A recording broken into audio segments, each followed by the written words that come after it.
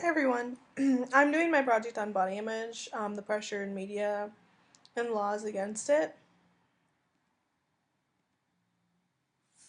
I picked three definitions because we all have our own ways of defining body image, and there's not just one specific one for anybody. There's one from dictionary.com, an intellectual or idealized image of what one's body is or should be like that is sometimes misconceived in such mental disorder as anorexia nervosa. Dictionary.com. The subjective picture or mental image of one's own body from Google. A subjective picture of one's own physical appearance established both by self observation and by noting the reactions of others. And that's from Merriam Webster. Um, I picked those ones because they best described body image issues. Some of them have to do with the uh, eating disorder, mental disorders, how we perceive our own body, how others perceive our own bodies, so it's not just any specific thing. How do people develop body image issues? It can start with your family, high pressures from your loved ones. Um, I chose to actually go off of Obsessive Mothers. Jessica Weiner, an author of Do I Look Fat in This, says moms who fixate on dieting can influence their daughter's behavior. Abusive parents, such as mental and physical abuse, can also counter into this. Mothers can destroy their daughter's image of themselves, reading calories off menus. Your mom, it could be 10 times skinnier than you, where they have no weight to lose and they're still dieting, so you constantly see that, and that's what you want to do. They tell you what you should and shouldn't eat. They poke and nitpick at you, and they can have really drastic effects on you. I also picked a video from NBC Today. It's a little longer than I expected, so I will try and only play a little bit of it. I just wanted to show the part where Jessica talks a little bit about it. Also a spokesperson for the National Eating Disorders can have a damaging influence on their daughter. It's a lesson Jennifer, now in recovery herself, knows too well. If we can come to grips with liking ourselves and absolutely truthfully being able to tell ourselves that we're going to accept ourselves as a gift in the world, that our children will accept themselves that way. Jessica Weiner is the author of Do I Look Fat in This? And she's also a spokesperson for the National Eating Disorders Association. Jessica, nice to see you again. You too. So this scenario that we're seeing here is not all that uncommon. Women having this unhealthy relationship with food, this obsession with weight and constant dieting, and passing this along to their daughters. I mean, this even happened to you. Right. This is a really familiar story for me. I started dieting with my mom when I was 11, and mom didn't know that she was doing anything wrong. That was what she was doing. So that behavior sort of naturally transferred down. But the messaging behind dieting, as you saw, is so specific for girls. What they hear is you're not okay the way you are. You have to always fix your body, and then it's never going to be perfect. And it begins to set you up for a cycle of shame, blame, guilt, and fear, and it really gets you trapped. Lack of self-love, not having the confidence. I mean, you travel the country, you speak to women of all ages, and even more mature women, and this is kind of the vicious cycle that you hear over and over again. These women who end up, and young women, unfortunately, who end up with eating disorders. Right. I had a scenario where I was working with a family who had two twin 4-year-old girls, and the mother came in and saw the girls on her treadmill. And when she said to them, "What are you guys doing?" They said, "We want to work off our fat butts." And it turned out that that was what she had said a lot in her own life, and it really did transfer down to her little girls. And you don't think at that age, 4, 5, or 6, that they're really paying attention or listening to this. They are listening. But it is a powerful message and that you're passing along to them. Yeah, and you have to remember, too, that we model self-esteem, and the only way to really get higher self-esteem and better self-esteem is by doing esteemable acts. And so we need our parents and our moms to act their way into loving themselves. It's just not a word. It's just not that language. I mean, the language is important, but you have to see them really emulate their self-love. We're going to get into some other advice coming up in just a minute, but I mean, there are some frightening statistics that show, this is sort of the vicious cycle, the pattern. It starts at a young age, and unfortunately, you're seeing young kids end up with eating disorders as a result, right? Absolutely. Dieting is most oftentimes the precursor to an eating disorder, and it seems fairly innocuous in our world. Every woman you know out there is dieting on some level, but we really have to watch how much that influences our young girls because they get set up to fail. I mean, when you have a diet mentality, your life begins on Monday or your life begins when you lose weight instead of really embracing the life you have now. And some of the stats. Okay, that's just part of what I found. There's not a lot of videos on, mothers and effects on their daughters, but this one was most significant for my project. This leads into media. I actually chose this cartoon because I thought it was a little bit of dark humor. How the media actually really does spoon feed us everything. I mean, today we have phones, iPads, everything that's electronically fed to us, or we have even magazines. I mean, you see advertisements when you just walk down the street. Um, Facts and statistics today about women in the media, and also a little bit of boys. Most models weigh an average of 23% less than a typical woman.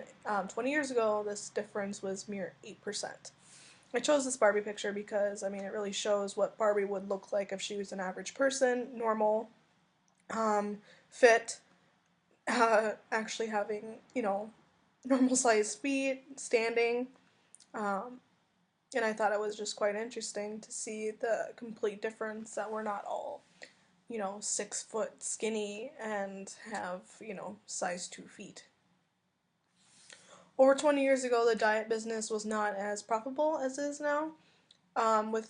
With much of this relating to the media today, the industry is consists of over 33 billion each year, which is completely ridiculous. There was this thing called cocaine chic, and a lot of women would buy diet pills in the 1990s to get that look. So you'd be Kate Moss was one of the main models that would go through cocaine chic, where you really look like you were on drugs and you're completely just drastic looking. Um, there has been at least a 60% increase over the last 25 years in the way women are portrayed. Now, over half the women in the media are perceived as sexual objects, which is very true. We see a lot of these images like Rihanna on this cover where we are all, not all of them are, distasteful. Like this one isn't as bad, but still, we're still looking at her, covering up just a little bit. Shockingly, problems with eating disorders have increased over 4% since the year 1970. Only 5% of women in the U.S. actually fit the current body type properly portrayed in advertising today, which I'm pretty sure a lot of you can see that this woman is not the average type. She's extremely thin. This is actually an image that would be called cocaine chic, where you can pretty much see every bone in her body. Teen People magazine conducted a survey in 2002. In it, they discovered that over 25% of girls surveyed felt that media makes them feel pressure to have a perfectly shaped body. In other studies, 69% of girls concurred that models found in magazines had a major influence on their concept of what they perceive their body should look like. This is very true. I mean, there are plenty of magazines out there that don't really have average women besides maybe 17 magazine actually has a lot of average sized women. Maybe not on the cover, but inside, it's actually very healthy for girls to see that not just a size 6 can be in the magazine. Let's see here. Everyone can be affected by it, but teen girls are more affected by it. Influences come from, media-based websites like Tumblr, following blogs like Thinsville's Inspiration, Pinterest feeding into our wants, what we want, we click on it constantly, Facebook making us feel jealous of, of someone's life, their body, and what they, look like and how they got there. Thinsville Inspiration isn't as promoted as it used to be, since Yahoo bought it out. You'd be able to click on Thinspo, and I'll see all of these people who actually follow Thinspo, and it's just these blogs where people post pictures of extremely thin women, um, and they'll make comments about, fat people are fat, and they'll say all these really crude things. Some of them aren't very clever, but it's pretty drastic as well. This is the side view thin. People post pictures like this to show how thin they are. I mean, you got the front view and you can see that somebody's skinny, but they'd show the side view to show that this is just, they pull up their shirt, be in their underwear. It's just very to show the dynamic nature of being skinny. The intimate thigh gap. The thigh gap. I'm pretty sure all of you know what the thigh gap is. That a lot of women use pictures to show that their thighs don't touch, and if your thighs don't touch, then that means that you're thin, or you're happy about being this perfectly thin girl, which isn't not. This girl probably doesn't even have a thigh gap. If you bend your legs forward, or if you bend your legs backward and your body forward, you can have a thigh gap, no matter who you are. It doesn't matter. It doesn't define you, or doesn't define if you're thin or not. It's just something that was a huge thing on Tumblr and websites. It just doesn't make any sense. If you go on Tumblr and stuff, you can probably still find a lot of images on there. I took inspiring quotes that actually hurt more than really help. A lot of these are off Tumblr as well, because it sucks being the fat girl in your group of friends. This is very true. A lot of people actually feel this way, but seeing it, I don't think really helps that much. It hurts a little bit. I mean, seeing this girl skinny and having this promoted on her, it's like, okay, well, I'm good now. But, it's showing that we still think that in our group of friends when it shouldn't matter. A lot of girls actually deal with these images and just post them even if they don't have the quote-unquote perfect body. Statistics for men and women: more than 90% of girls 15 through 17 years want to change at least one aspect of their physical appearance, with body weight being the highest. 80% of children who are 10 years old are afraid of being fat. 9 million teens in America below 15 years are obese. That's 3 times more than in 1980. Up to 12% of teen boys are using unproven supplements like steroids. Nearly a quarter of girls aged 15 through 17 would consider undergoing plastic surgery. And these are from the American Health Association. This was actually through the 2009 through 2012. So these are the most recent I have found. I actually found this one to be quite disturbing, that more people are afraid of being fat than a nuclear war or having cancer. I mean, you're already killing your body off by not eating or, binge eating, but let alone, thinking that if you have cancer, it's okay, and then, you look completely thin like this girl. Other effects are plastic surgery. It can lead to an addiction of plastic surgery. Some, isn't bad. You can have the confidence. I took this picture of Ashley Tisdale, who had a nose job just to make it look smaller and feel confident. I understand. It's not as bad as obviously going over the deep end. Diets also play a role in this. The fad diets, the what's new pill, or just the no carb diets. A lot of them actually, they do work, but it's most likely when you stop doing it and you get to your goal weight, you'll gain a lot of the weight back because you're not consistent with what you were doing before. Eating healthy and exercising is probably the best bet. There's other diets out there where you can, just eat soy products, which is healthy too. Some people actually say that if you're lactose intolerant, you're normal. So, I mean, there's plenty of healthy options out there. Eating disorders. I picked a few of them. There's plenty out there. Anorexia nervosa was where you don't eat. Bulimia nervosa is where you eat and then throw up. Um, body um, dysmorphic disorder is where you constantly look in the mirror and you still think that you're fat even though you're probably, the size of a toothpick. Um, and extremely unhealthy. This is extremely unhealthy. A lot of girls actually can still see their skin and pull it, but all you see is bone. Night eating syndrome is where you go to the kitchen and you constantly eat, but you're self-consciously not thinking that you're eating. It's like a normal day thing, like brushing your teeth. Anorexia athletica is where you constantly work out all the time. Like you literally go in the morning after you're done with school or with work, you're constantly working out. Some people don't even sleep over this, where they just keep constantly going. Some people have only gotten like 1 hour of sleep and just keep working out.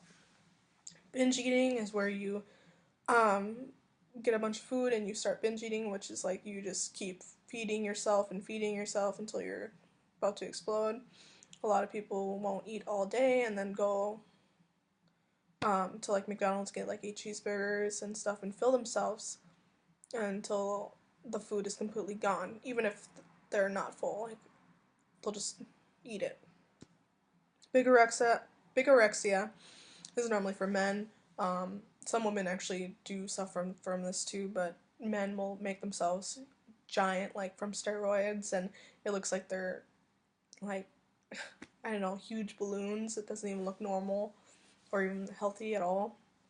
Orthorexia is where you're obsessed with eating healthy foods and only healthy foods. Like just you pretty much just eat fruit and vegetables all the time. Like I don't even know if they eat red meat. I'm pretty sure they probably just eat fish or you can go deeper into that if you're more interested. But there is a law, obviously about women who cannot show their breasts, and obviously streaking is prominent where you probably shouldn't run around naked, but we are actually behind Europe a little bit on our up-to-date basis on media preference on sexual objection.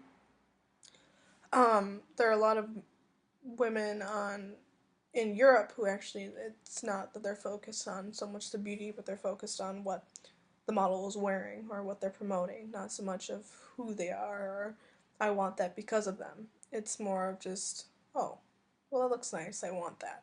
Here, it's a little bit different in America where, if Rihanna's wearing it or if, Kate Moss or any of them are wearing it, then, oh, I want that because I want to be skinny, so I need to buy it. This law actually is from women. 9 women actually expose their breasts in like a scheduled area, public park in Rochester, New York. This was in 1986. They were in outrage about the law that women weren't allowed to show their chest, but men were. 7 of the women were arrested, and 2 of the women they went free because I think they got off on warnings. But it just shows that this is a little different than, maybe body image issues, but it does just show that, women are exposed early and have all these issues because of how far behind we are. And I believe that body issues stem from that. I mean, if we were open to it more and sexuality wasn't so prominent now, then I don't think that we'd be so obsessed with it. I don't think sexuality should really start at a young age, just because, of all the pedophiles and all the stuff that we have going on right now. I don't think that should be an issue, but I think we should be teaching in our classes that it's okay to be who you are, and you don't need to be a size 12 or a size 6. You can be a size 12. I have a lot of issues with body image stuff, but I also don't care that much about what people do with their lives. I mean, if you're gonna get plastic surgery because it makes you feel more confident, go right ahead. Obviously, some of the images of people posting thin pictures, it does kind of hurt a little bit, but if that boosts your confidence, then go right ahead. The media could back off a little bit on, having models be size 0 and saying that you can lose weight constantly every day, and the pills are a little bit of an off-putting image for me, but other than that, it doesn't bother me as much. So, well, I hope you enjoyed my body image presentation. If you have any other questions, please let me know.